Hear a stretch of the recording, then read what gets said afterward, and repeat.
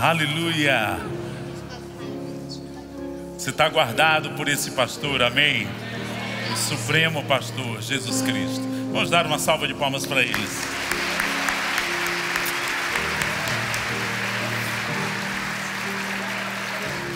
Aleluia. Você pode sentar. Boa noite a todos, graça e paz. Que bom que estamos reunidos aqui e concentrados em Deus, na sua palavra, na adoração, nesse momento de culto, irmãos. É bem precioso nós estarmos abertos, com o coração aberto. A Bíblia diz que certa vez se juntou um povo na casa de Cornélio e eles estavam abertos para a palavra que haviam de ser ministradas. Estamos trabalhando esse mês sobre a responsabilidade do evangelismo e enfatizando um evangelismo com poder. E eu creio que vamos entrar nesse fluir, vamos entrar nisso que Deus tem para a sua igreja nos últimos dias. Posso ouvir um amém? Então, estamos encerrando nessa noite e eu quero tocar e compartilhar algumas verdades da palavra de Deus que mexe comigo com respeito à responsabilidade de evangelizar. Abre comigo tua Bíblia no livro de Lucas, capítulo 14. Lucas, capítulo 14, do verso 7 ao 14, Jesus está falando sobre um banquete. E do 15, ele fala novamente uma parábola de uma grande ceia. E ele reenfatiza esse banquete. E vamos tomar um tempo e pensar biblicamente nesses pontos da palavra de Deus. Vamos lá.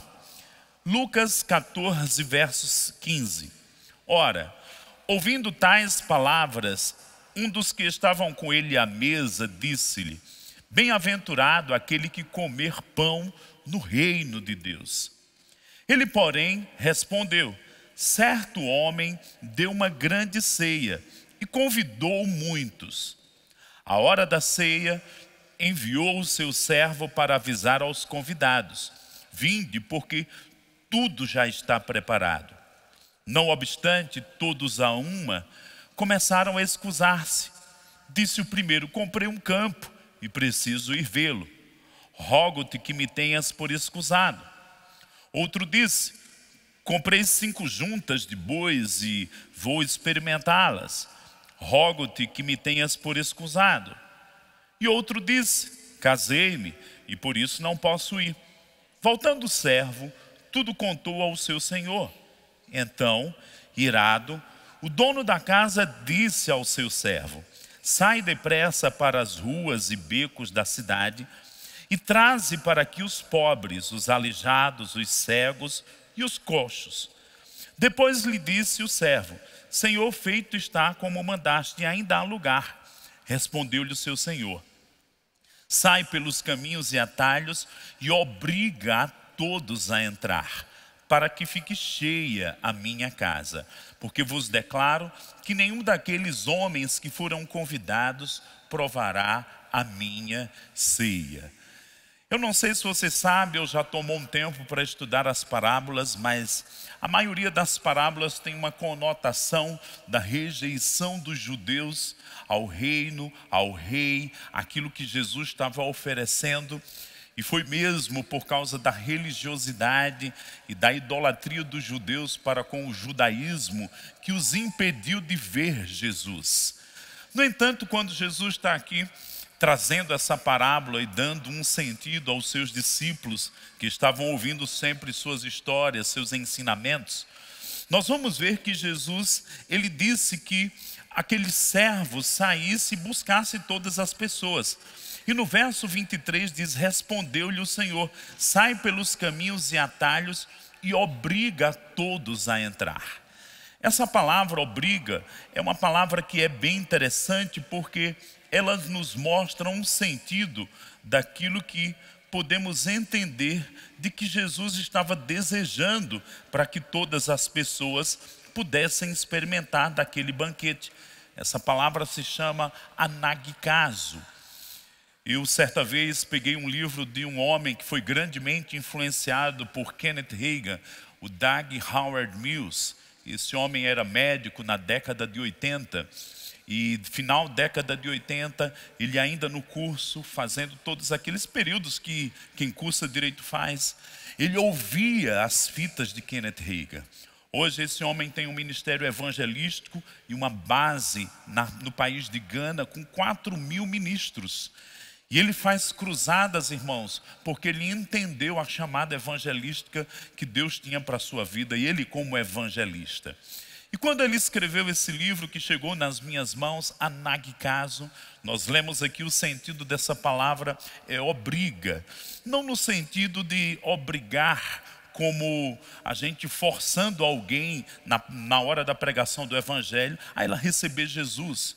Mas essa palavra tem um sentido de compelir, empurrar.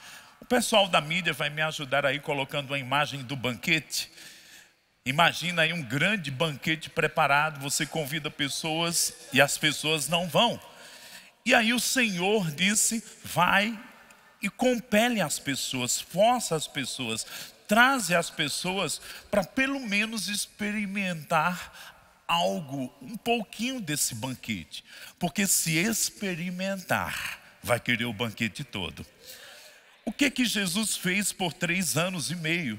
Ele pregou o evangelho, ele ensinou e ele curou pessoas. Milagres aconteceram, benefícios daquilo que o reino de Deus estava oferecendo para as pessoas, tocavam as pessoas.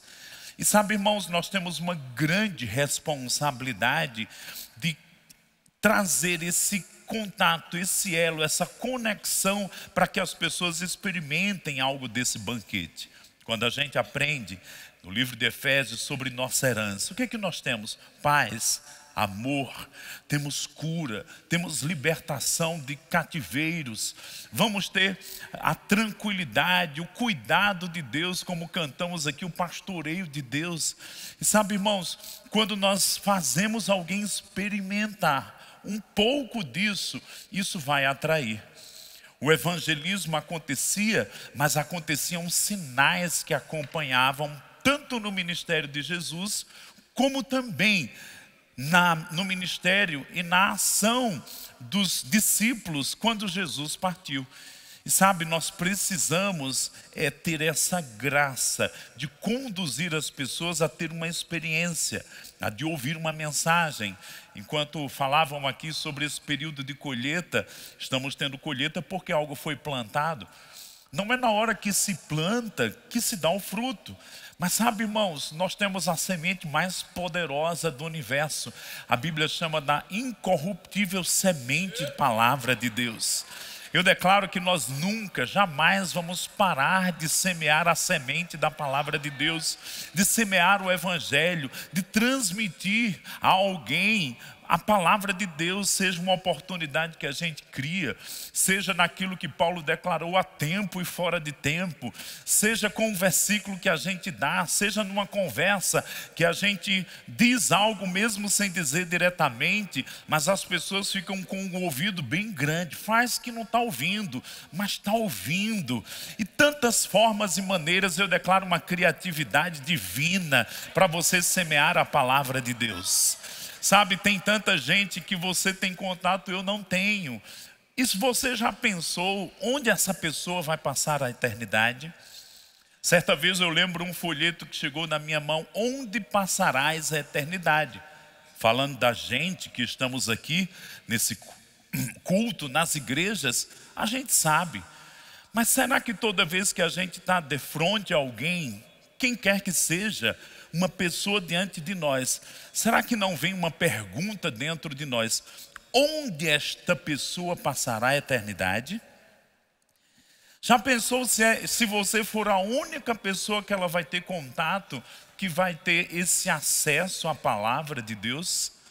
A Bíblia diz em Colossenses que Cristo em nós é a esperança de glória dessa pessoa. Nós já temos tido a experiência da glória. Nascemos de novo, estamos em Cristo, temos experimentado a glória. Mas aquela outra pessoa, ela ainda não tem. E a única esperança de glória daquela pessoa é que eu transmita o evangelho e mostre o caminho. Jesus disse: eu sou o caminho, a verdade e a vida. Sabe, eu declaro que nós vamos experimentar o Espírito Santo nos ajudando a compelir, a conduzir as pessoas ao banquete. Irmão, seja uma coisinha pequena. Eu sei que algumas pessoas vão ser mais lentas, outras vão ser mais rápidas em receber. Eu lembro que dos 14 aos 18 anos, eu cresci lendo a palavra, indo para a igreja, mas eu não queria o evangelho naquela hora. Eu dizia dentro de mim, lá quando eu tiver meus 40, eu vou nascer de novo. Eu resisti, mas eu lembro que quando eu experimentava aquela paz, quando eu experimentava a presença de Deus, quando eu experimentava alguém orando por mim, ou uma bênção, ou um livramento, eu sabia que aquilo era fruto do evangelho, do poder da palavra, e que quando eu clamasse, Deus ia se manifestar. Eu declaro que você vai deixar sinalizações para quem ainda não conhece. Nós sabemos onde vamos passar a eternidade, mas muitos não sabem. Muitos pensam que a vida se limita a nascer, crescer, viver aqui, morrer, e tudo se acaba. O pessoal vai colocar uma outra imagem aí. Eu quero que você abra comigo em 1 Coríntios capítulo 15. Quantos amam a palavra de Deus aqui? Diga: Senhor, eu amo a tua palavra. Diga: eu vou pregar essa palavra. Amém. Você não só vai amar, mas você vai pregar a palavra de Deus. Que maravilha. 1 Coríntios capítulo 15. Eu não sei se você sabe, mas é o grande capítulo onde temos falando sobre a ressurreição. O que nós temos aqui? 1 Coríntios capítulo 15, verso 1. Irmãos, venho lembrar-vos o evangelho que vos anuncieis, o qual recebestes, o no qual ainda perseverais. Quem está perseverando aqui? Amém. Por ele também sois salvos, se retiverdes a palavra, tal como vos-la preguei, a menos que tenhais crido em vão. Antes de tudo vos entreguei o que também recebi, que Cristo morreu pelos nossos pecados, segundo as Escrituras, e que foi sepultado e ressuscitou ao terceiro dia, segundo as Escrituras. E apareceu a Cefas e depois aos 12. Depois foi visto por mais de 500 irmãos, de uma só vez, dos quais a maioria sobrevive até agora, porém alguns já dormem. Depois foi visto por Tiago, mais tarde por todos os apóstolos, e afinal, depois de todos, foi visto também por mim, como por um nascido fora do tempo. Eu vou pular aí alguns versículos e você pode ler o capítulo todo, é bem interessante, bem dentro do que vamos ver aqui. Diz aí, no verso 14: e se Cristo não ressuscitou, é vã a nossa pregação e vã a nossa fé. E somos tidos por falsas testemunhas de Deus, porque temos asseverado contra Deus que ele ressuscitou a Cristo, ao qual ele não ressuscitou, se é certo que os mortos não ressuscitam. Porque se os mortos não ressuscitam, também Cristo não ressuscitou. E se Cristo não ressuscitou, é vã a vossa fé, e ainda permaneceis nos vossos pecados. E ele finaliza no 18 e 19. E ainda mais, os que dormiram em Cristo pereceram. E ele conclui no 19: se a nossa esperança em Cristo se limita apenas a esta vida, somos os mais infelizes de todos os homens. O que nós temos aqui? Uma figura. Creio que você já leu a Bíblia, ou pelo menos sabe. Eu sei que tem uns crentes que têm medo de Apocalipse, mas irmãos, a gente não deve ter medo de Apocalipse. Apocalipse capítulo 1, 2 e 3 fala da igreja, fala do nosso tempo aqui. 4 e 5, a igreja no céu.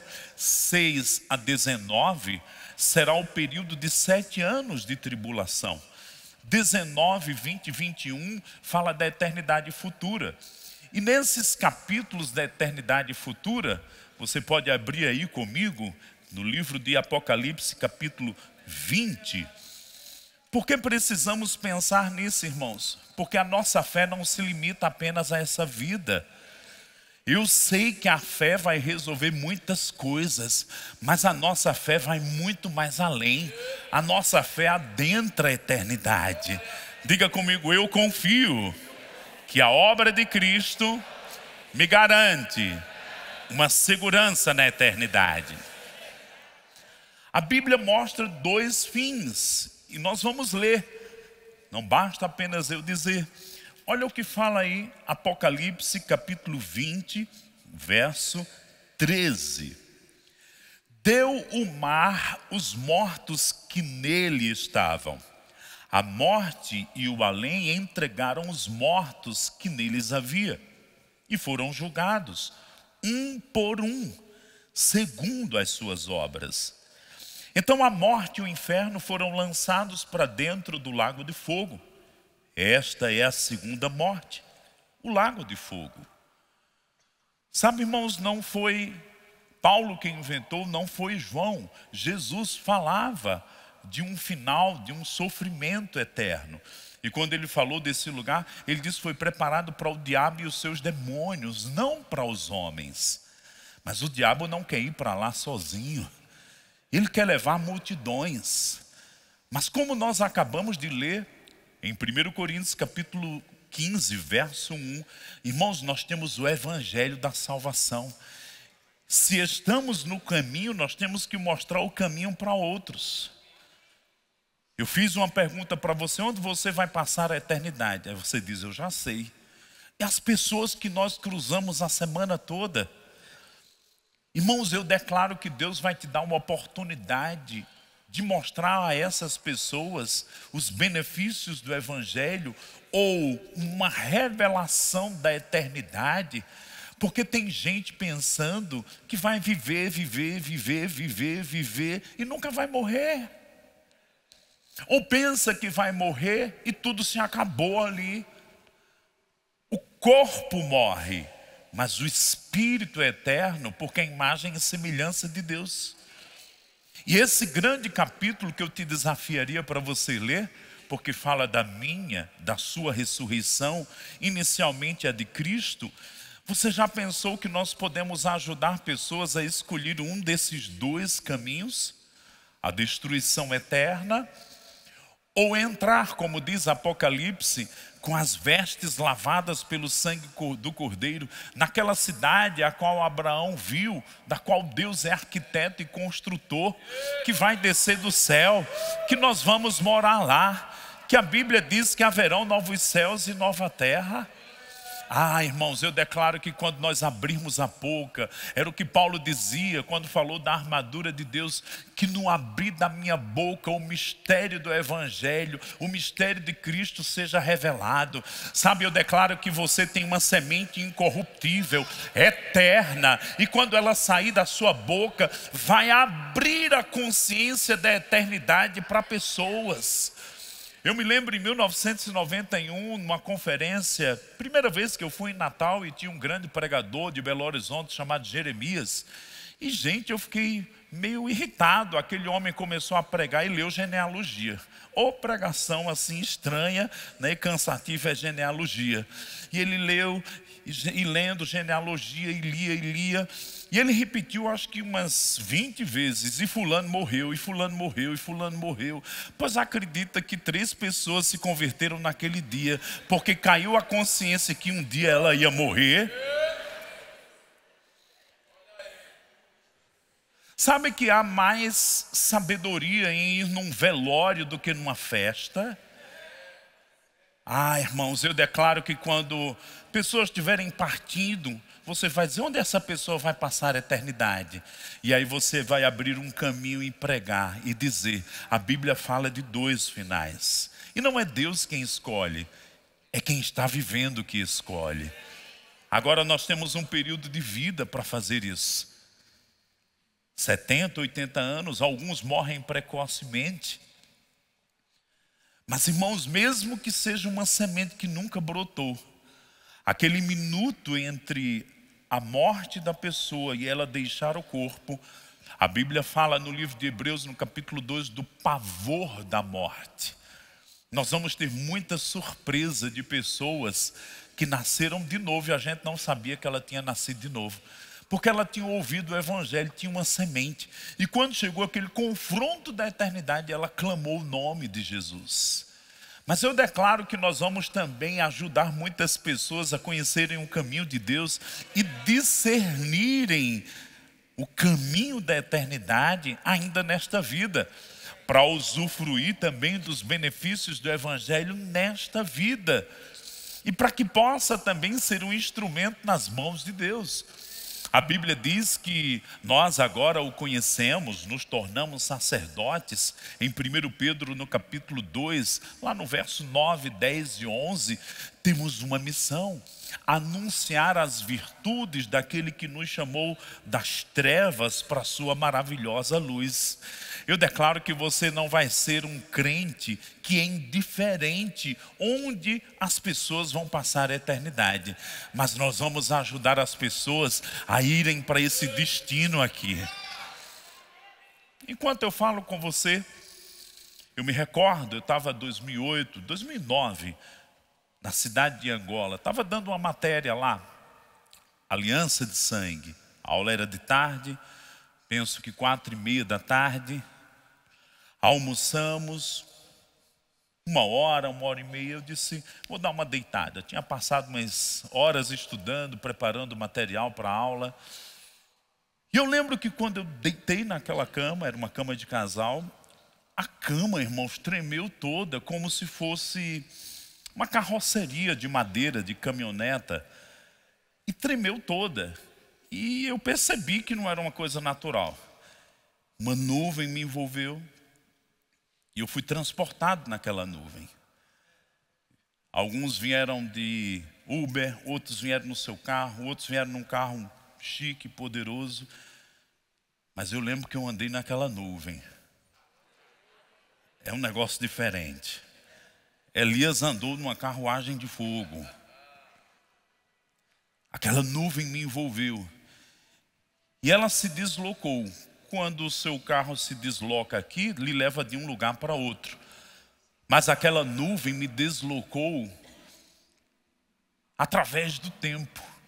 Porque de repente, quando ela abriu, irmãos, eu vi um lago vermelho de fogo. E eu ouvi a voz de milhares de pessoas gritando no desespero eterno. Eu já vi voz de velório, voz de dor, voz de acidente, grito assim que você se arrepia quando ouve o grito.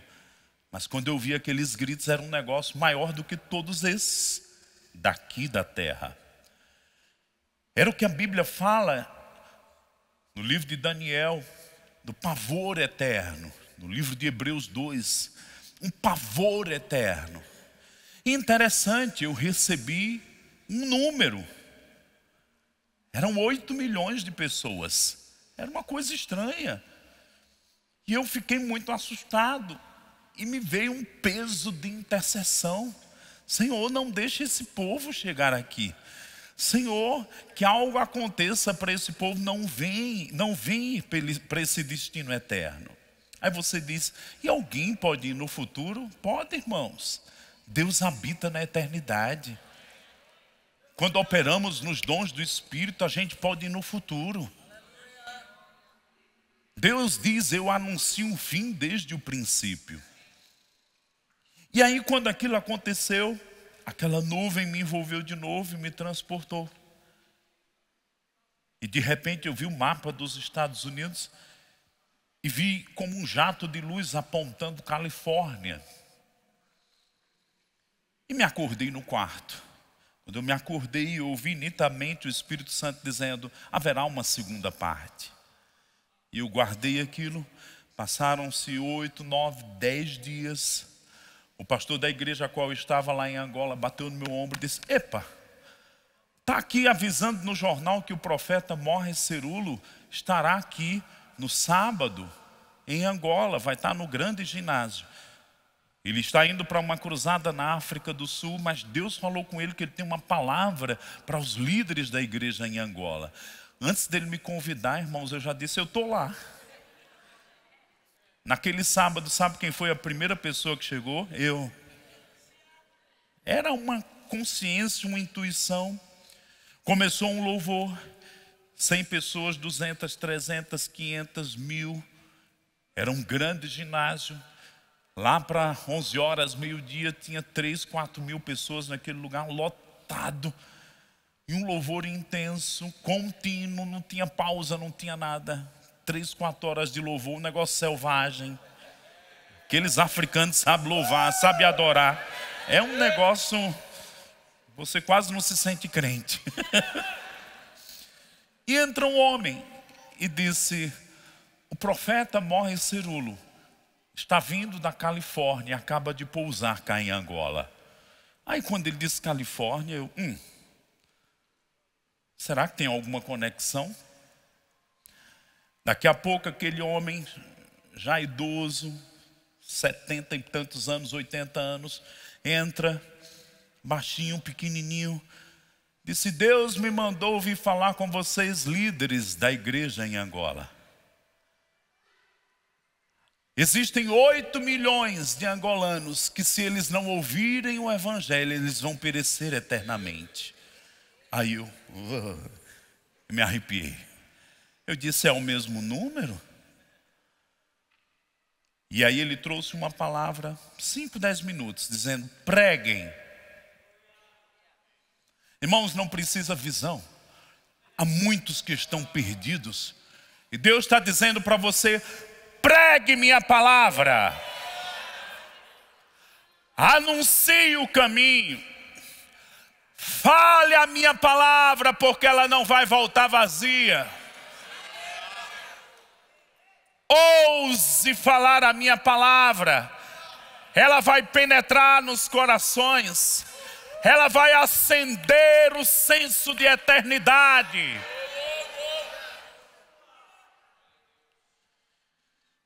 E eu me perguntei, Senhor, eu sou branco, o que é que eu estou fazendo aqui? Não sou angolano. E o Espírito Santo disse, você está aqui como representante de uma escola que vai formar um exército para essa grande colheita. Sabe, irmão, você que já fez o rema,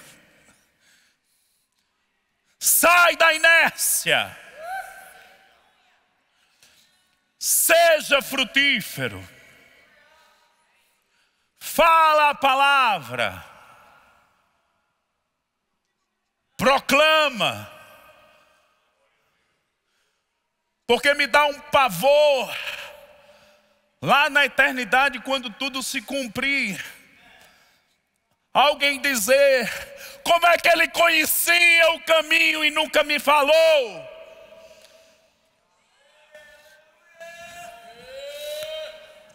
Eu prefiro perder a amizade aqui na terra e lá no futuro a pessoa me agradecer, do que ser agradável aqui e deixar alguém perecer eternamente. Estou falando de familiares seus, amigos seus.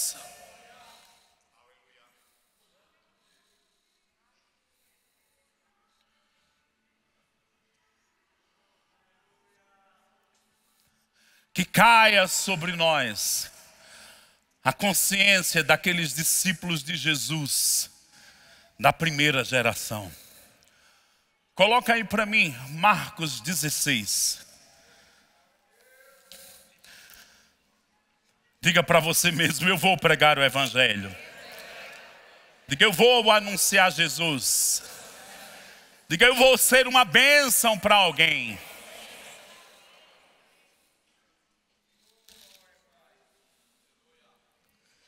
Marcos 16. O que nos diz? Finalmente apareceu Jesus aos 11, quando estavam à mesa, e censurou-lhes a incredulidade e dureza de coração, porque não deram crédito aos que o tinham visto já ressuscitado. E disse-lhes: ide por todo o mundo e pregai o evangelho a toda criatura. Quem crer e for batizado será salvo. Quem, porém, não crer será condenado. Estes sinais hão de acompanhar aqueles que creem. Em meu nome expelirão demônios, falarão novas línguas, pegarão em serpentes. E se alguma coisa mortífera beberem, não lhes fará mal. Se impuserem as mãos sobre os enfermos, eles ficarão curados. De fato, o Senhor Jesus, depois de lhes ter falado, foi recebido no céu e assentou-se à destra de Deus. E eles, tendo partido, pregaram em toda parte. Olha para alguém perto de você e diga assim: pregaram em toda parte. Diga assim: os discípulos pregaram em toda parte. Ah, irmãos, eu declaro que você vai pregar em toda parte. Eu declaro que você vai anunciar em toda parte. Olha a parte B do verso 20. E eles, tendo partido, debaixo da comissão de Jesus, pregaram em toda parte, cooperando com eles o Senhor e confirmando a palavra por meio de sinais que se seguiam. Sabe, o Senhor Jesus está dizendo para nós: pregue, porque eu vou confirmar com sinais. Pregue, que eu vou confirmar com milagres. Pregue, porque o meu nome vai funcionar na sua boca. Pregue, impõe as mãos, porque as curas vão acontecer. Pregue. Eu me lembro naqueles dias lá em Angola, e eu já quero o louvor aqui. Me apresentaram um homem que era brasileiro, tinha tido muitos problemas, não dormia. A esposa havia se suicidado na frente dele. Um homem amargurado, mergulhado no trabalho para ver se achava alguma fuga e não achava. E me apresentaram. Ele chegou 15 minutos para o final do culto. Aí ele disse: ela me trouxe aqui, queria que eu conhecesse você. Mas a gente não deu tempo, o trânsito muito pesado aqui em Angola. E ficamos conversando. Aí ele disse, naqueles minutos, né? Eu não acredito não. Eu digo: não acredito? Ele: não acredito não. Eu estou aqui porque ela me trouxe. Aí daqui a pouco ele disse: você é um cara perigoso. Eu digo: como assim? Se você é perigoso, eu não sei nem porque eu estou aqui sentado. Aí ele disse, a gente foi conversando. Eu descobri na conversa lá com ele que ele tinha um problema auditivo. E ele dizendo para mim: eu não creio. Eu disse: não precisa crer não. Irmãos, eu orei e ele teve um percentual de melhora no ouvido. Aí deixa eu te dizer, era uma terça-feira. No domingo ele estava no culto de manhã. Naquele culto de manhã, na hora que eu fiz o apelo, daqui a pouco ele estava na frente. Uma confusão na mente que não cria, mas algo atraindo ele.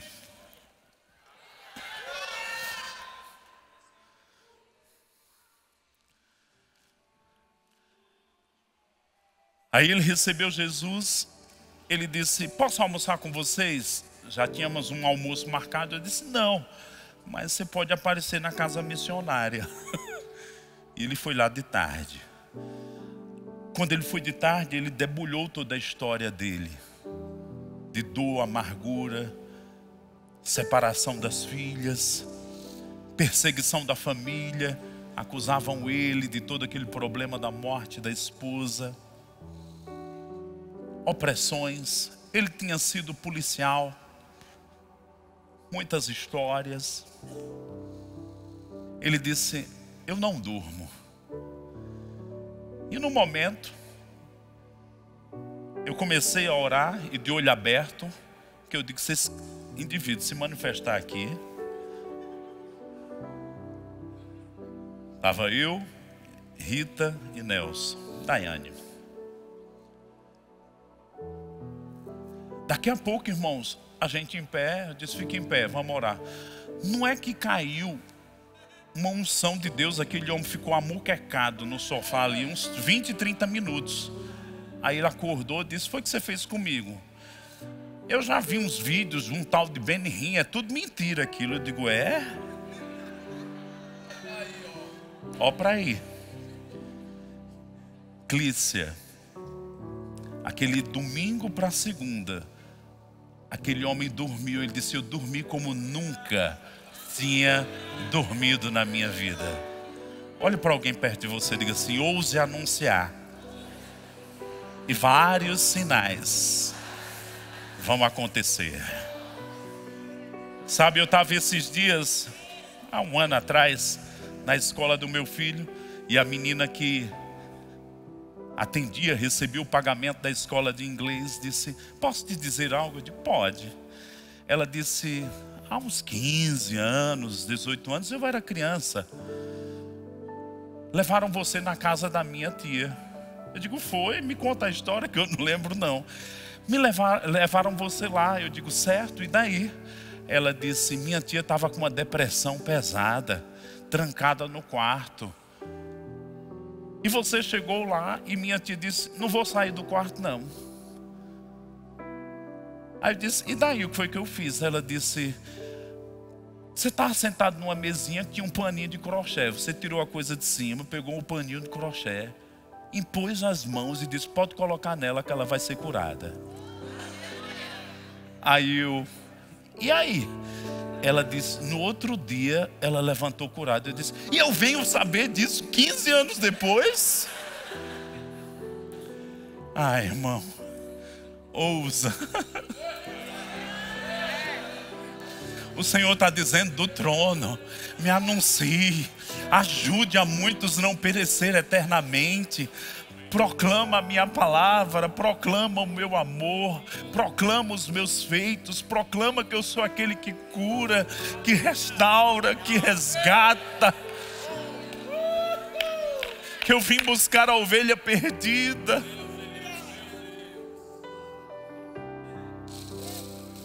Eu declaro a compaixão divina em você. Eu declaro, irmãos, que nós vamos fazer algo com o que estamos recebendo. Esse mês não foi só um tema. Não, eu declaro que você vai entrar nessa dinâmica, nesse fluir, nessas coisas gloriosas. Esses dias estávamos em Bonito, eu e Camila, e com um casal muito abençoado lá, disse, vamos conhecer a nascente de um rio? Irmãos, a gente não tem rios grandes lá. E me levaram na nascente do Rio Formoso. Tantos 1000 litros d'água por segundo. Um buraco numa rocha, uns 8, 10 metros, e a rocha lá embaixo. E a água jorrando. Vamos mergulhar. E você não consegue, tem que descer numa corda. A força daquelas águas. Se a gente parasse, daqui a pouco estava 15 metros na correnteza. Deixa eu te dizer, há um fluir do Espírito Santo, para que nós possamos tocar os perdidos, atraí-los para o caminho de Deus. Eu declaro que o Espírito que repousou em Filipe vai vir sobre a igreja desses últimos dias. Porque você acha que lá no final, no grande final, vai ter mais gente no lago de fogo e enxofre do que na cidade? Não! Eu me recuso a isso.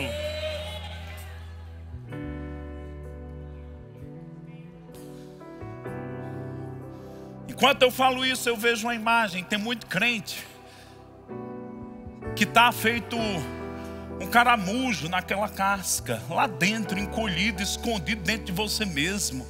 O Senhor está dizendo, se exponha, se manifeste, venha para fora. Seja quem eu te fiz para ser, uma testemunha. Descerá sobre ti o Espírito de Deus. E vocês serão minha testemunha em Campina Grande, na Paraíba, Eu declaro um avivamento de Deus na Paraíba. Irmãos, eu declaro um avivamento de Deus na Paraíba. Eu declaro um avivamento de Deus na nação brasileira. E eu declaro que você não vai assistir esse avivamento, você vai fazer parte desse avivamento.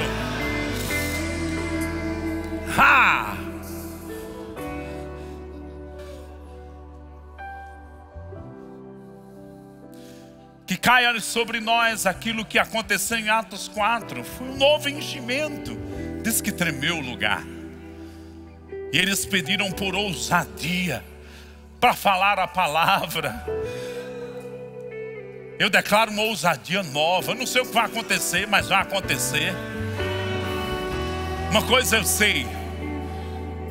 A Bíblia diz em 1 Samuel 10 que quando o Espírito de Deus veio sobre Saul, mudou ele num outro homem. Se você for conviver comigo durante o dia, você vai dizer: Maneca, é tão diferente do púlpito.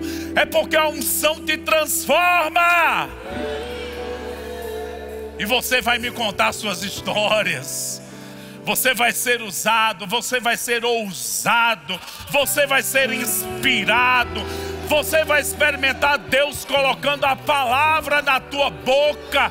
E ela vai penetrar nos corações. Ela vai convencer na unção do Espírito Santo, para que as pessoas possam entender o caminho de Deus.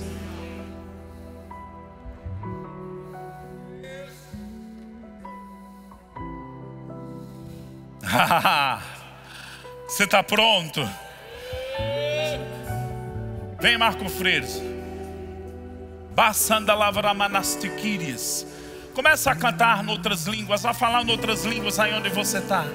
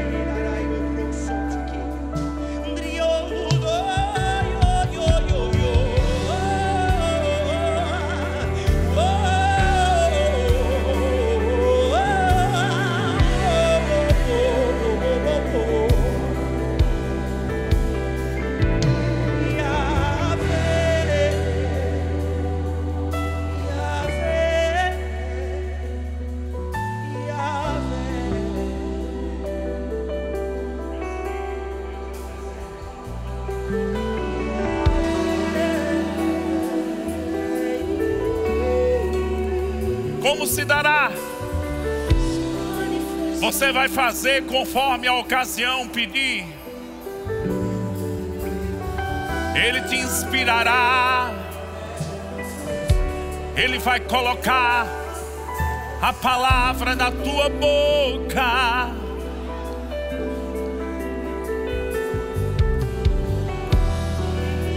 O Espírito de Deus falará por teu intermédio.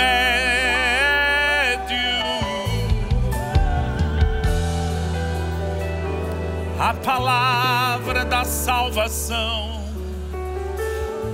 a palavra da reconciliação.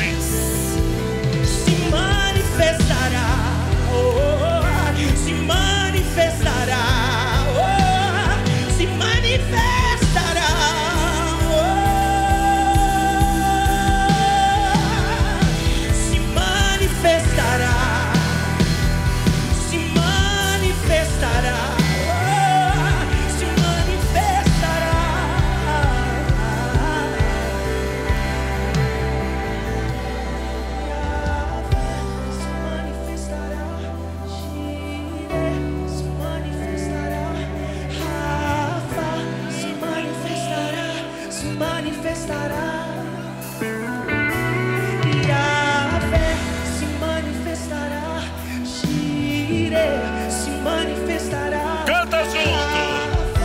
Se manifestará, se manifestará. Yahvé se manifestará. Jireh se manifestará.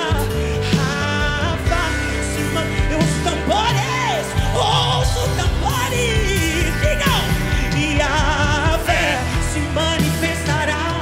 Jireh se manifestará. Rafa, oh, digam, Yahvé se manifestará. Jireh se manifestará. Rafa, agora, Yahvé se manifestará. Jireh, aleluia, agora.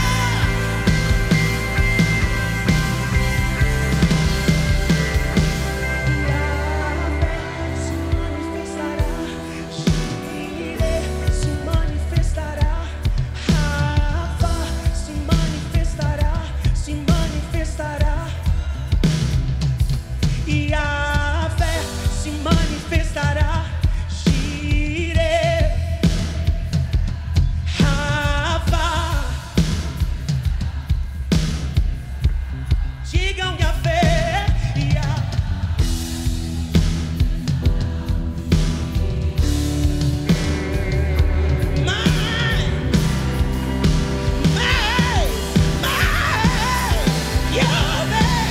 Yahvé se manifestará. Jireh, mais,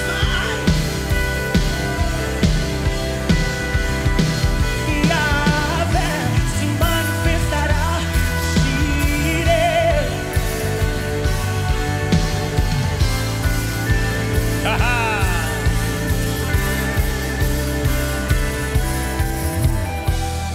Os sinais te seguirão.